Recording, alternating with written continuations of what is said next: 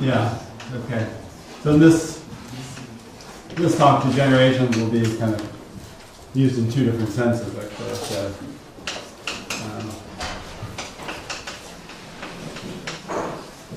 I'll try to. What? I think in the third row, but could you consider writing it bigger? Okay, thank you. Okay. Oh, by the way, thanks for listening. And also, most of this, or a lot of this, is joint with Espinacra, shielding from USC, Southern California. Okay, so the setting of mirror symmetry, so we have had a lot of talk about mirror symmetry already. So the setting of mirror symmetry that I like to think about is the following situation. So for me, I usually like to start with a pair, M and D, where so D is an ample anti-canonical divisor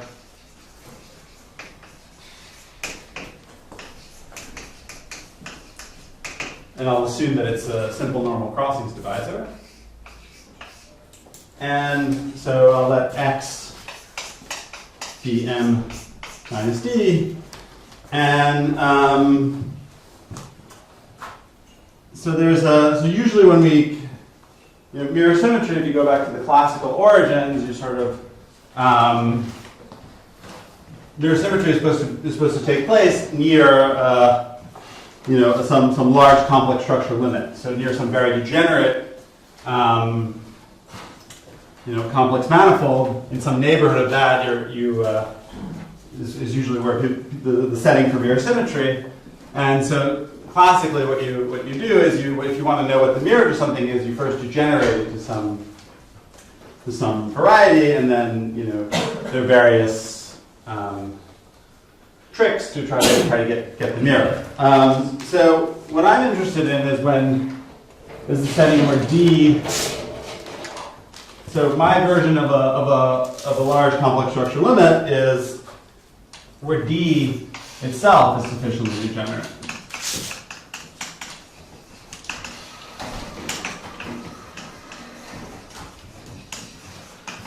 And so what I mean by that is I just wanted to have, so it's an SNC divisor, and I wanted to have a zero-dimensional stratum.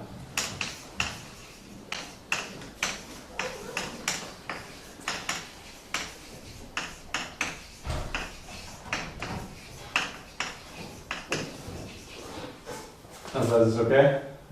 Everyone? Yeah? Okay. I'm in the writing.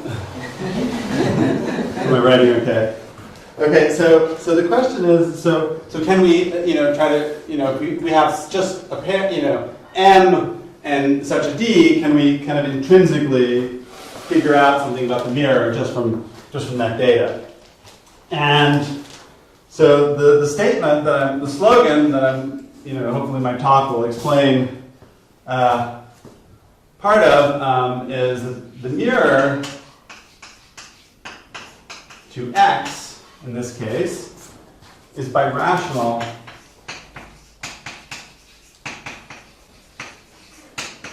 to the zeroth suspect of the zeroth symplectic cohomology of X. So this is something, I'll definitely go through what this is. This is some sort of Floer homology, something that replaces, it's a version of Hamiltonian Floer cohomology in the non-compact setting. And so you can, and it's something that, you just can spit it out of X, and so you don't need to do any sort of, you can read off at least the birational type of the mirror from this, just from this kind of intrinsically. So in dimension, I should say that in dimension 2, this philosophy was sort of espoused by a well-known paper of Gross Hacking Heel, and also by James Pascal. I think it was a very nice paper proving in dimension 2 the results, versions of the results that I'll talk about now. Is it always a commutative ring? Or What? is it always commutative, the ring? Yeah, the symplectic cohomology is always a commutative ring because it's like something like Hamiltonian Floer cohomology or quantum cohomology. So well, I'll explain. I'll give algebraists a good reason why it's commutative right now. Actually, so it's a kind of Hausdorff cohomology. So it's a commutative ring. So okay. So why morally, why would you expect, or what might motivate such a statement? This is going to be a bit heuristic. So we've already seen this wrapped. So what should mirror symmetry mean? Well, it should mean that the wrapped Fukaya category of this X, which we've seen in a few talks already, is derived equivalent to the derived category of coherent sheaves on our mirror X check. And we can take Hausdorff cohomology of this category and derive equivalent to this lead to equality of Hausdorff cohomology. And so for people who are algebraically minded, you can think of the point of my, well, let me just say one more thing. So the Hausdorff on both of these sides, these are kind of, at this point, well understood things. So on this side, this is going to be the symplectic cohomology that I've spoken about, and this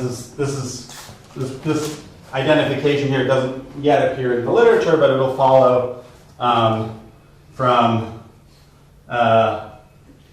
work in progress. So this identification follows from work in progress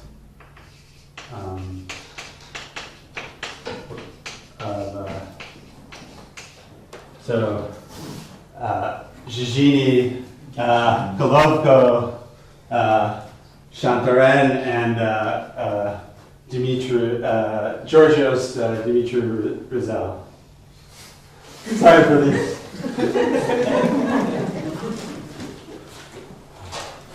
for the Anglo pronunciation of those names, but that's how I do it.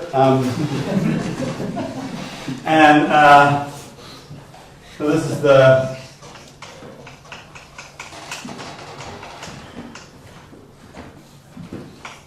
so on this side, this is a much more classical result. Probably it's appeared in this conference already.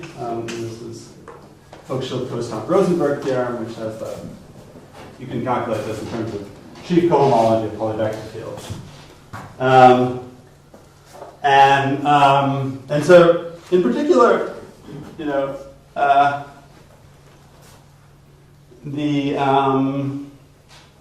just look at degree 0. If we're interested just in degree 0, what this will be, so this will still be the SH0 of your X, and then this will be just global functions on your mirror variety. So what this is really proposing is that, you always have a map from X check to the global functions, and what this is sort of proposing is that in this setting, this map is a birational map, and so I'll try to motivate why that's true. So the slogan, that's SH0 in the slogan, right? Yeah, this one's SH0. Yeah, I mean, this is also SH0. Yeah, so this is sort of what we're proposed, or what's being proposed, and I'll try to motivate. I'll present a theorem which should make this seem sort of plausible. And so for algebraists, if you don't like symplectic geometry, what I'm sort of maybe offering you is, ways to calculate Hausdorff cohomology of these wrapped Fukaya categories, which maybe you also don't like, but you have algebraic descriptions of them and sort of all. It's well known, even if you really understand the category really well, calculating its Hausdorff cohomology can be quite difficult. So what I'm presenting is sort of can be understood in that light. Okay. So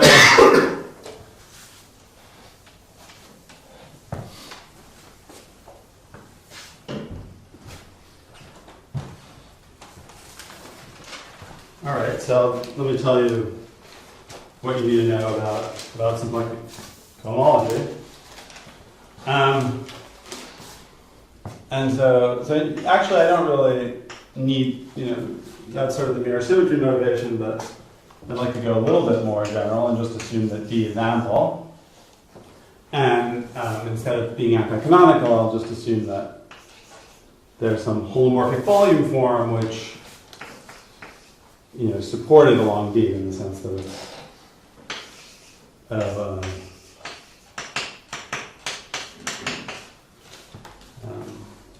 there's a holomorphic volume form which has poles and zeros along D.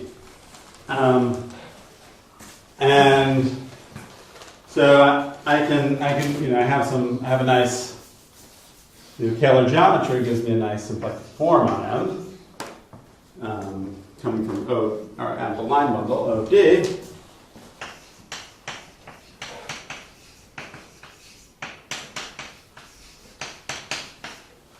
And so if D is a smooth divisor, let's start with that case. So then Weinstein's tubular neighborhood theorem tells you that you can find an embedding of some neighborhood of your smooth divisor, so that the symplectic form pulls back to a very standard one. So it's just some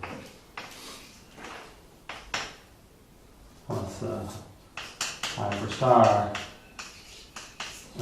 omega restricted to D. So sort of in your fibers of your tubular neighborhood, they look like disks. And in those disks, the symplectic form restricts to a standard kind of area form, and you're pulling back your omega D. So this is sort of the most obvious form you write down on a disk bundle, and you can find a neighborhood where where the symplectic form actually looks like that. UD is the unit disk bundle. What? UD is the disk bundle. Not necessarily unit. I mean, it's some small radius. It's like a disk bundle over D. Yeah, it's a disk bundle over D. Yeah, tubular neighborhood. Okay. Yeah.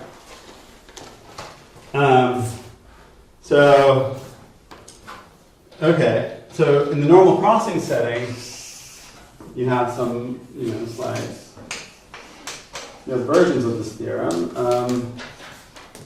So you don't just want to sort of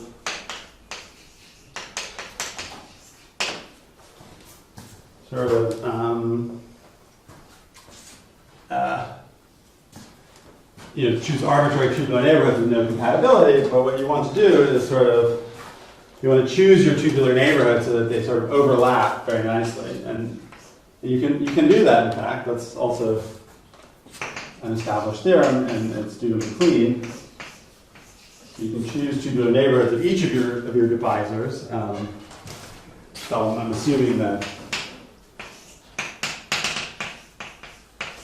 I have k divisors, and I choose tubular neighbors for each of them. And what I want is that on the overlap, so if I define UDI to be, by definition, the intersection of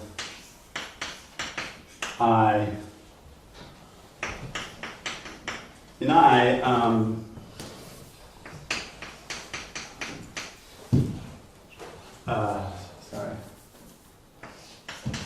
that over this neighborhood, the symplectic form also looks kind of standard. So I want it to be now just sort of the dumbest thing you could imagine writing down now on a product of this bundle. So the sum of Ri, dri, wedge phi I, plus I over star omega, now restricted to di. This is some tubular neighborhood now of let's say pi sub I, where pi sub I is the projection to di.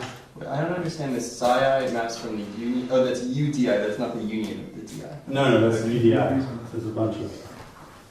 So you have a bunch of tubular neighborhoods, and they intersect in some tubular neighborhood of the DI, and on that I wanted to have some very standard form as well.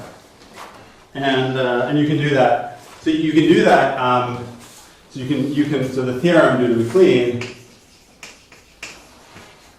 is that such a, it's called a regularization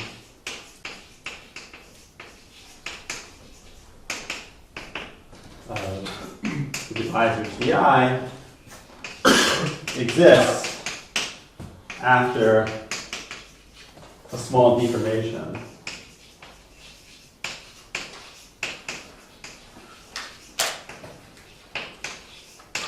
of omega, which doesn't, such that, which doesn't change the cohomology class of omega.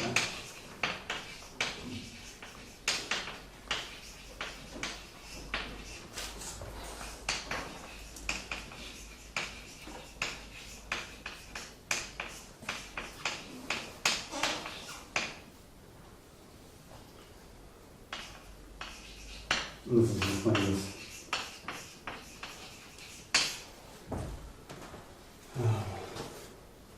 Result from. Sorry, you explained it, but omega is just a symplectic form, no? Yeah. And how is it associated to OD? What? You write it's associated to OD? Yeah, that's a positive.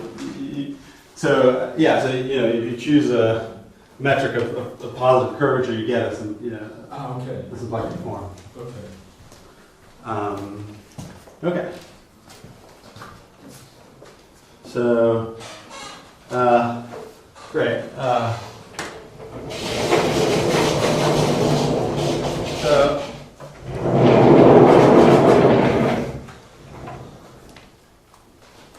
Sorry, so something, when you take that sum over the RI, Yeah.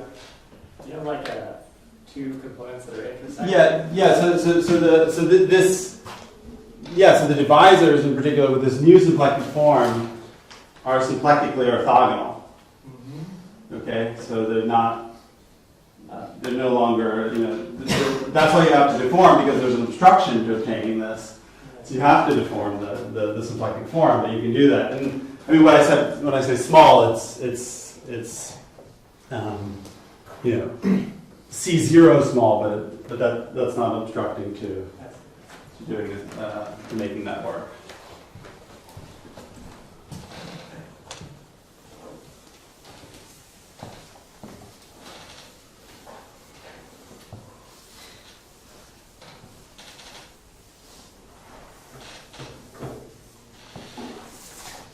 So, okay. Right. So I need a little bit more structure in my in this business. So. Because omega is a Kähler form, our original omega, or even indeed our new omega, our deformed. Let's just always stick now. Forget about old omega. We're with our deformed omega, and we know that it's exact on x. Okay, and the other little proposition, which is also due to MacLean, is that you can choose this primitive theta. So you can choose, this is MacLean as well. So we can choose theta such that restricted to any of these disk fibers, so d epsilon to the I, that it looks like the standard primitive of so Ri squared d theta I. So this is the standard primitive for the area form. Oh, sorry, minus, this is actually that's actually very important. So minus, in this case, minus 1,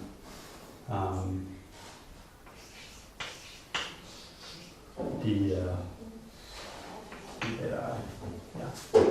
So this is not exactly the standard primitive because you know that you can't really have that your form has to develop, your primitive has to develop singularities along d because the form is not exact, and so that's what explains this minus 1. But other than that, it's the standard primitive for the area form on the product on d to the I. What's the left side? What? What did you write on the left side? This? Yeah. This is the primitive, and so you restrict it to the disk fibers in UDI, and I want it to take this form. Okay. And okay, so there's just a little bit more geometry I need to do. So we have some, we choose a small epsilon.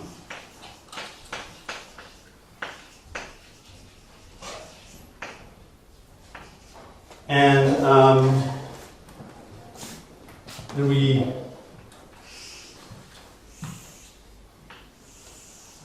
remove, so we consider M minus the union over I of all the regions where Ri is less than epsilon. And so this gives you some kind of manifold with corners. And what I want to do is I want to choose some function of the Ri's, which rounds, sort of, it's very close to this manifold with corners, but rounds the corner. So I have this. So I want that this is sort of the. I choose some rounding of the corners like this, and I define. So let's call this hypersurface partial x bar. And I want x bar, I want to say that x bar naturally is the region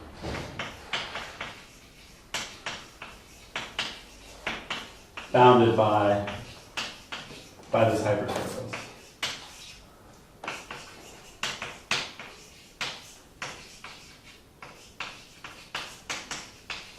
So this is x bar, and this is partial x bar. Can you draw the DIs in there? Are they in the middle of that thing there? What? Oh, the DIs are supposed to be like up here. That's how I was drawing it. They're up there. Okay. Yeah.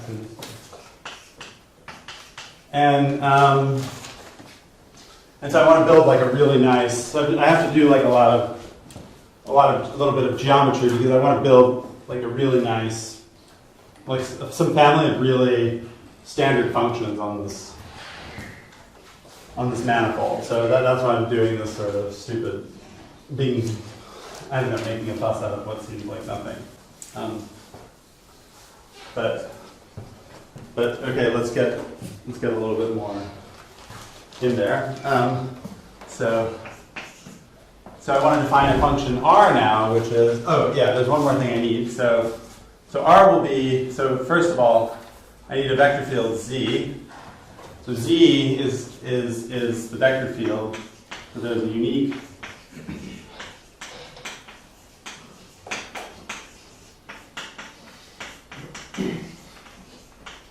on X such that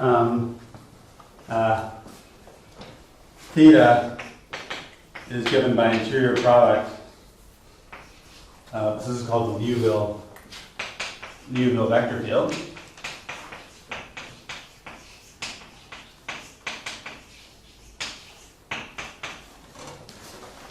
And on this collar region, I can build a function. I can build a function r, which actually is given by, so on x, the function r is given by flowing, by time e to the t. So sorry, it's e to the time needed to flow from this hypersurface to some other point in the collar. So I have a function r, which is e to the t, where t is the time needed to flow along, using the vector field z to some other point in this collar. So in particular, along the boundary of x, r is equal to 1. So r equals 1 along the boundary of x bar. And it turns out you can calculate, and a priori it's not defined along the compactifying divisors, but in this setting it actually is. So it extends, so this function r extends smoothly to the compactification. And so I want to consider a family now of Hamiltonians, h sub lambda, where lambda is in R plus. So I want to consider h sub lambda, which is lambda times, which is basically something like, well, so it looks like 0 up to, so it'll be a smoothing of this function. So it looks like 0. So h sub lambda will be a function of r, and it will be a smoothing of the following function. So it will be a smoothing of the function looks like 0 up to r equals 1, and then looks like lambda times r minus 1. As you can imagine, just sort of, again, sort of smoothing off this corner here to get a smooth function. And, okay. Let's something.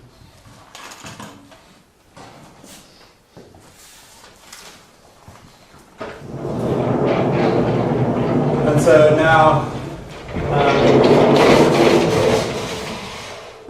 there's some more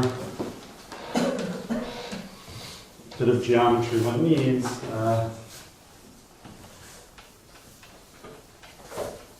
Which is the Hamiltonian vector field.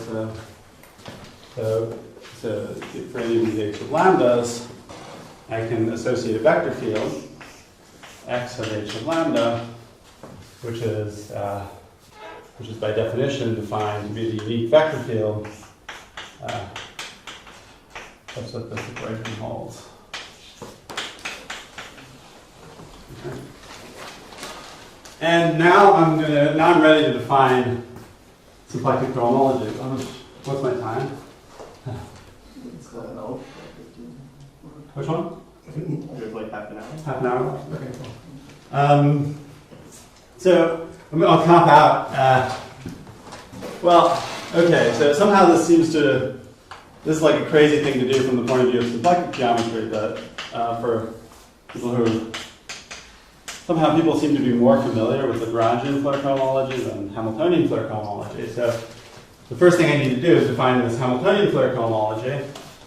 And well, this pains me to define it this way, but you can think of it as the Lagrangian Floer cohomology in x times x with so that you take the graph of this time one flow of this Hamiltonian against the diagonal, and that so I'll tell you a little bit about. So if you think about what the generators, so if you define things in this way, if you think about what the generators are, so it's their intersection points between the time one flow, the graph of the time one flow, and the diagonal. So generators of this complex are Hamiltonian or time one Hamiltonian orbits of. If you think about it, if you want to just think purely on x, the generators are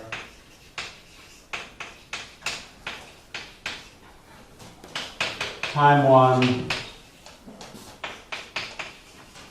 Hamiltonian orbits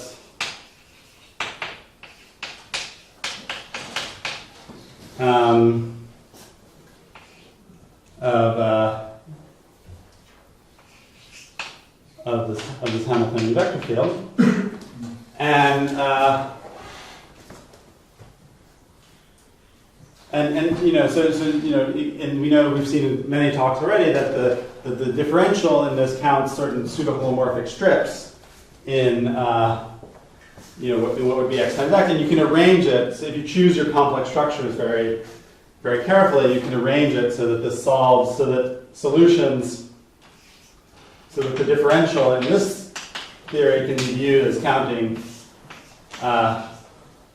maps into from R times S1, so cylinders now, from R times S1 into X, which satisfy a certain perturbed J-holomorphic curve equation. And so this is with respect to some complex, or almost complex structure that I've chosen on my X. And okay, and you know, and you're thinking about cylinders that sort of go between, which satisfy this weird equation that go between two different Hamiltonian orbits. It's very similar to Lagrange and Floer cohomology. It's in fact sort of somewhat simpler than Lagrange and Floer cohomology.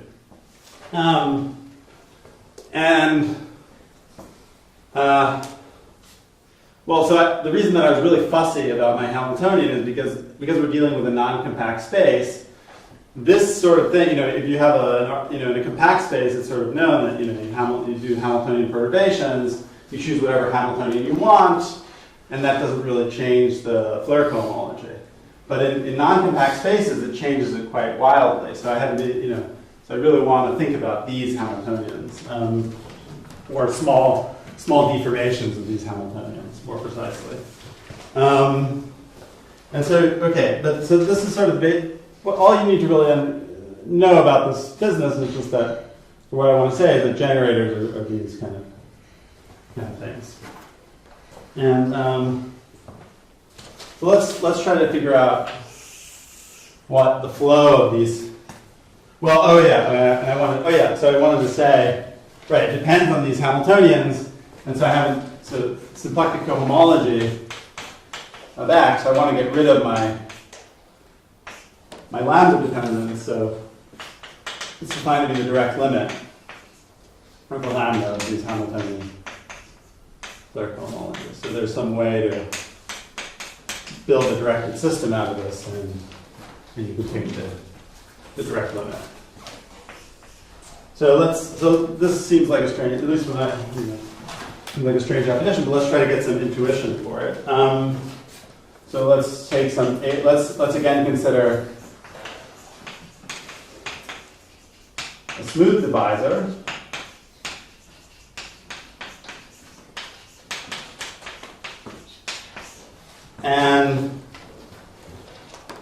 And you know, so near D, if I just look at my formula, so near D, then x of h lambda is equal to minus lambda, you know, and some rotation in the. So if you have our UD, and this is just the Hamiltonian S1 rotation, and the Hamiltonian vector field is just lambda minus lambda times that standard rotation. So what's going on is that if you want to think about what are the Hamiltonian orbits of this kind of function, well, you know, when the thing is 0, right, you have basically a copy of x bar. So you know, and those orbits are like constant; they're just there. They're constant orbits.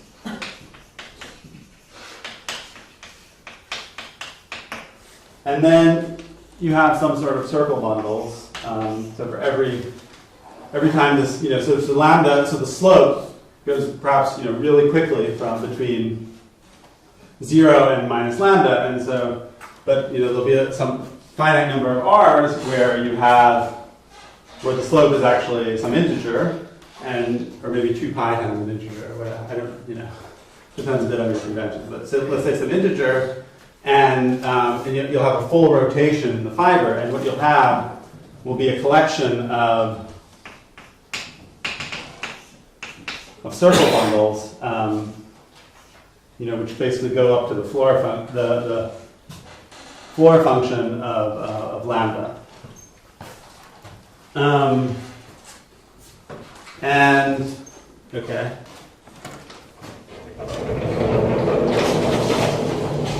Now,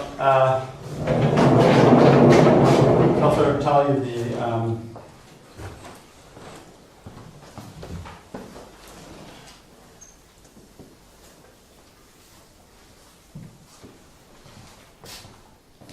right. So now let's try to look at the case we have a couple of divisors is sort of might seem a little bit more complicated, but I'll just keep the picture. It's hard to write down exactly the formula for the Hamiltonian vector field, but we can still figure out what's going on. So you again have constant orbits that look like x bar. You have a collection of orbits still, but so it's not really. You've kind of rounded it out. So what you have is some real, basically, you have a manifold which is, you have a circle bundle over some manifold with boundary. So this is the real oriented blowup of D along D2. So you'll have something like this. And then, so this would be D1, 1, D1, Floer function of lambda. And similarly, you'll have it here,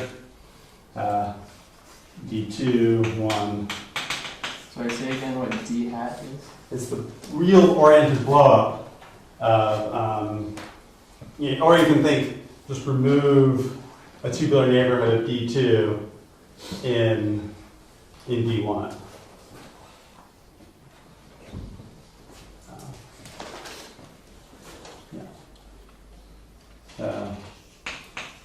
This is real oriented blowup, and then over here, what you basically have are a bunch of collections of SD12. So this is now a T2 bundle over D. This is some T2 bundle over D12.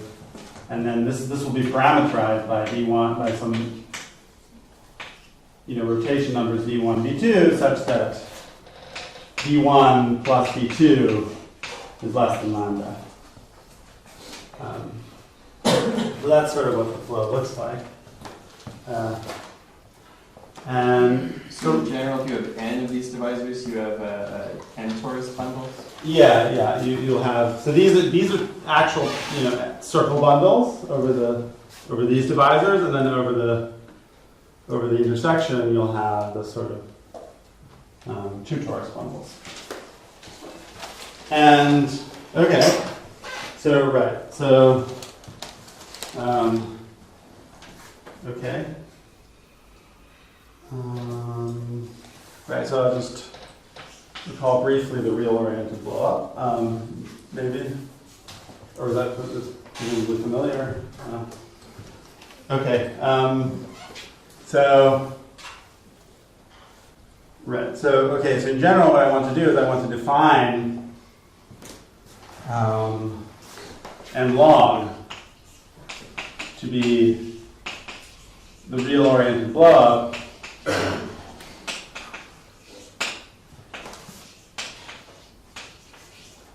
of M along the union of the normal the union of these divisors, and so this is a manifold with corners, I'll recall.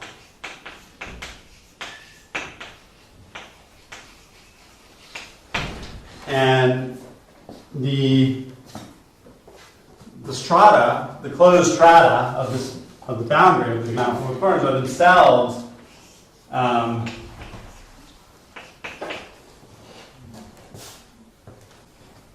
real-oriented blowups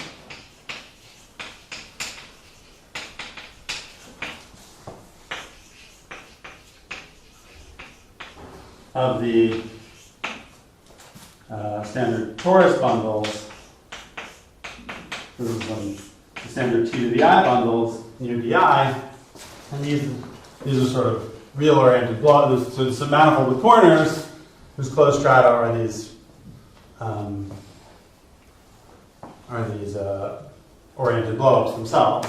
And so the reason I call this M log, by the way, is that is to be a bit fancy. So this is in log geometry. This real-oriented globe is the Kato-Nakayama space for this, like log geometry. We'll come back to log geometry in a bit.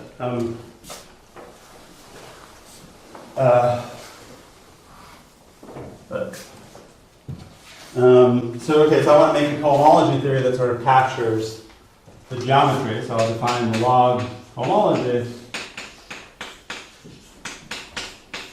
M of D to be the sum over V. So V is in Z greater than or equal to 0 to the K. So K is, if I recall, is the number of my divisors, and I have K tuples of non-negative integers. And so this is the cohomology of S. So the support of B. So this is the support of B is the subset where the vectors are actually non-vanishing, and this real-oriented blowup times T to the D. So this is just some cohomology that has a bunch of just a bunch of cohomologies of real-oriented vectors together with data of a tuple of non-negative integers. What is T? What? What is T? T is a formal, just some formal variable that. So I'm thinking that T is T to the B, T1.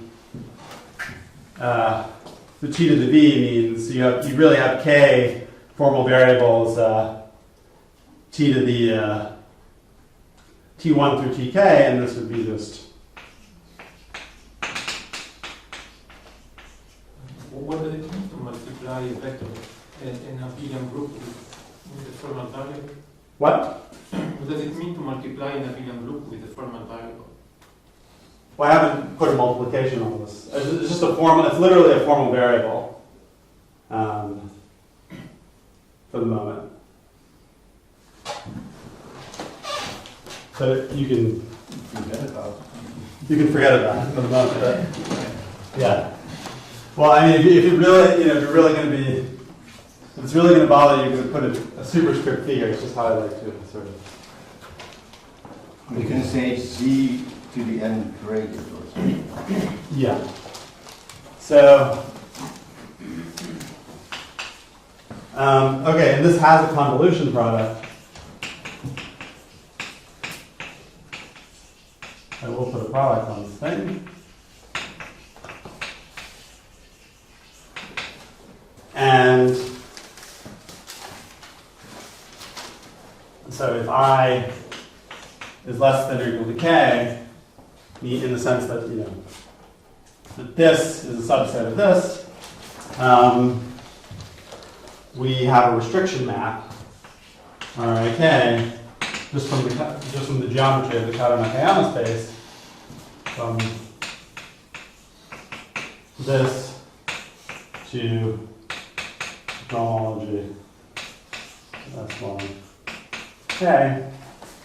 And if I want to multiply to formal elements like this,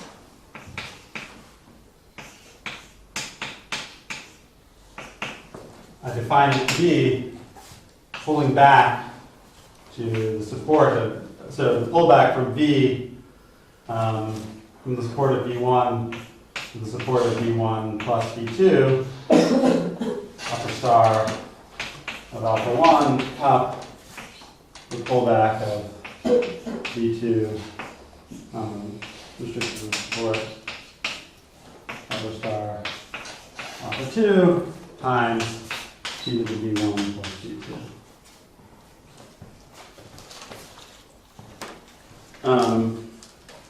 And so for people that like combinatorics, this will be relevant in a moment. If you restrict just to the, so if you assume all strata are connected,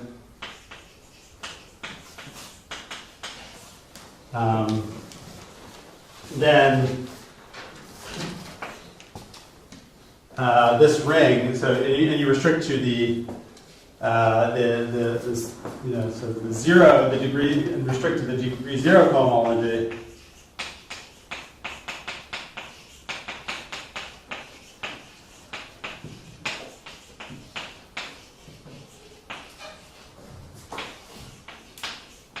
This is the Stanley-Reisner ring on the dual intersection complex. So this gives you the Stanley-Reisner ring on the dual intersection complex of D.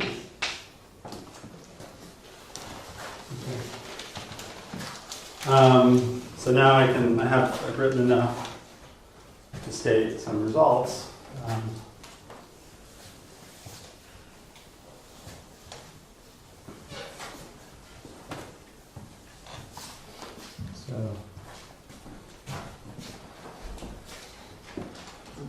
Okay, so let's say some theorems. So the first thing is that you have a kind of low spot. This requires a bit of care because, as we heard earlier about more spot constructions of Floer complexes, but there's a more. But this requires a bit of care because our critical strata are not really submanifolds, but they're kind of submanifolds with corners, so it's a bit more subtle, but nevertheless, so there's a spectral sequence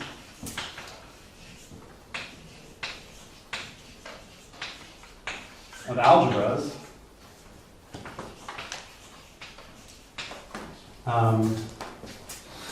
This E1 page is this log cohomology in D, and it converges to the symplectic cohomology of X. So the interesting, first of all, the fact that they're manifolds of corners, and the other interesting thing is that there's a spectral sequence of algebras. So you just have a spectral sequence that's not super useful unless you can determine the higher differential. So I'll state two theorems where you have degeneration. So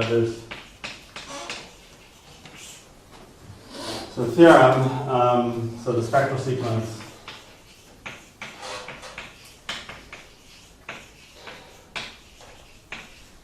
degenerates in the following situations.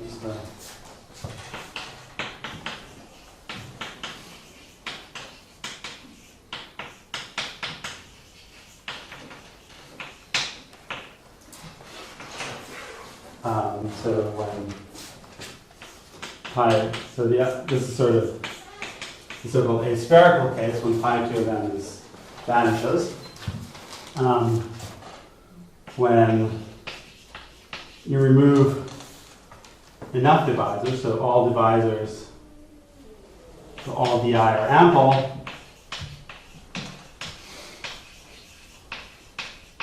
and the number of divisors is bigger than the dimension of n. So you have a large collection of divisors. And the third condition is perhaps the most interesting, when any of the d, so we're assuming again that all are ample, and any di is linearly equivalent to n times some h, where n is bigger than 1. So if any divisor sits in a linear system which is, say 2 times some other linear system. Yeah. By you mean degenerates on the first page? Yeah. So it sits inside some linear system, which is say 2 times some other one. Then you have degeneration. And so you recall that when you have a spectral sequence of algebras, what you get is usually you can only calculate the associated graded product. So there's another, so a remark.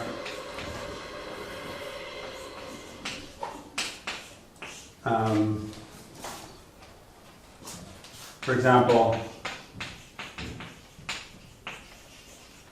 when pi 2 of m is 0, but also when you have enough divisors, the product's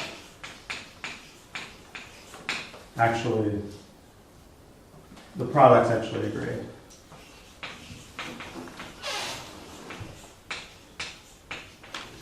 So this you have in this case you have a ring isomorphism between this h star log and the symplectic cohomology. So now I want to. Not all of these hypotheses which are very far from the log Calabi-Yau case that I said I would speak about, but there's also a theorem in that case. What's my time? 7 minutes. 7 minutes. Okay. So the theorem in that case is that the theorem. So I should say concretely, even if you hate everything I've said, for example, in the examples we saw yesterday of wrapped Guy categories, this gives you a super computable model for the Hausdorff cohomology. So it's very fine. It's a very easy model to calculate. So in terms of topology, basically. So maybe algebraists will forgive me, and other people too. So anyways, coming back to this anti-canonical situation. So if M and D are an anti-canonical pair,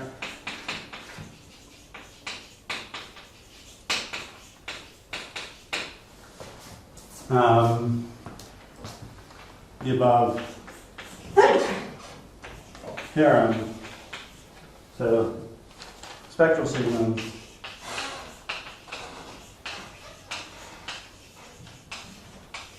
degenerates in degree 0.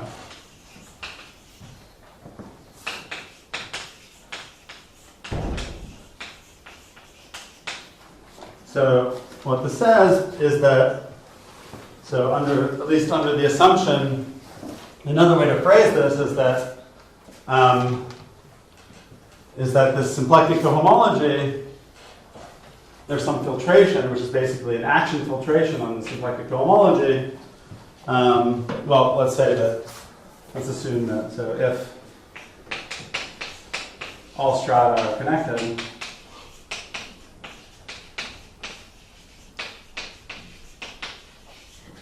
then there's a filtration on the symplectic. So there's a filtration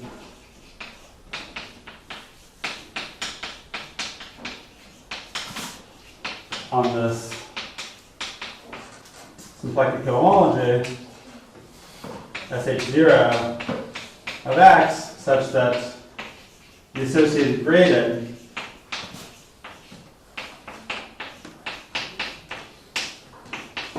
is isomorphic to this degree 0 piece of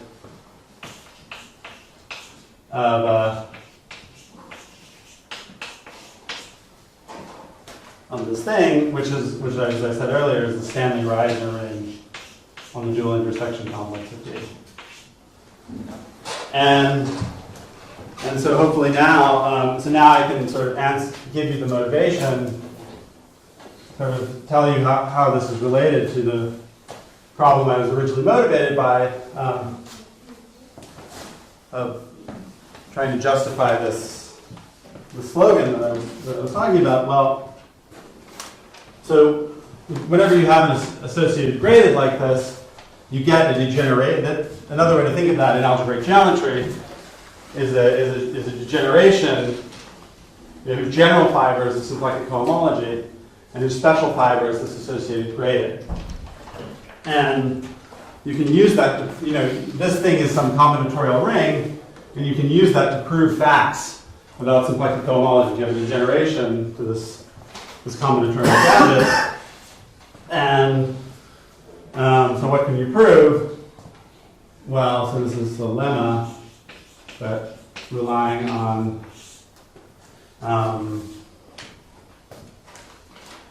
so this relies on a big theorem of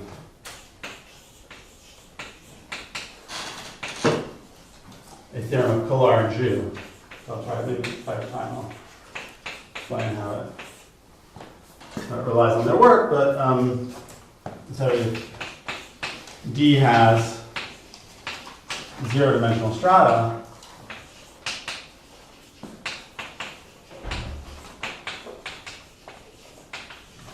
Then the spectrum of SH0 of X is a Gorenstein Calabi-Yau.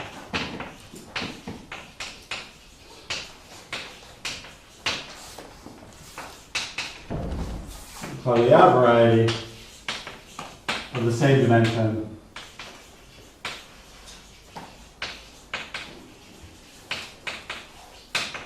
as X. And, well, so basically what happens is, so these Stanley-Reisner rings are very well studied in combinatorics, and there's a criterion for when this ring is Gorenstein. And the criterion is basically that the dual intersection complex should be a, well, let's say we're using Q coefficients or C coefficients, that this dual intersection complex should be a rational homology sphere. And what Floer and Hori-Iqbal-Vafa have proven is that in this setting of anti-canonical, they've studied log Calabi-Yau pairs, they've proven a beautiful theorem that says that the dual intersection complex, in this case, is a rational homology sphere. And so it precisely satisfies the criteria necessary to prove this is Gorenstein. So this ring is Gorenstein. This associated gradient is Gorenstein, and the Gorenstein property in this case passes to the general fiber. It's kind of an open condition. And similarly, the Calabi-Yau property is similar. You can see that this thing is Calabi-Yau, and then that passes to the general fiber in this case. So that's basically so it's reasonable to expect. This is like a reason. These are the kind of singularities that you sort of expect. And so it's reasonable to expect that your mirror would be given by just resolving these singularities. But okay, I guess that's all my time. So, thanks.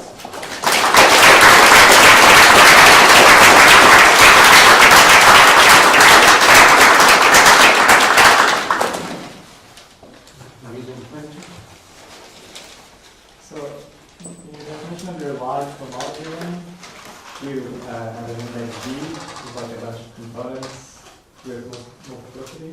Yeah. How did the space change when you changed the multiplicity? What?